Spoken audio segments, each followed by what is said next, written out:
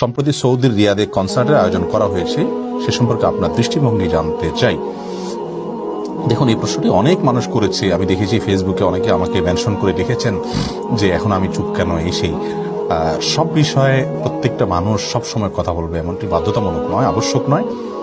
Saudi আরবে যে কনসার্টের আয়োজন হচ্ছে, নাচ গান অ্যারেঞ্জ হচ্ছে, পাবলিকলি সেটা করা হচ্ছে, এটা হারাম এবং নিষিদ্ধ, সেটা বোঝার জন্য আলেম হওয়ার প্রয়োজন নেই। যে কোনো সাধারণ মুসলমান মাত্রই আমরা বুঝতে পারি।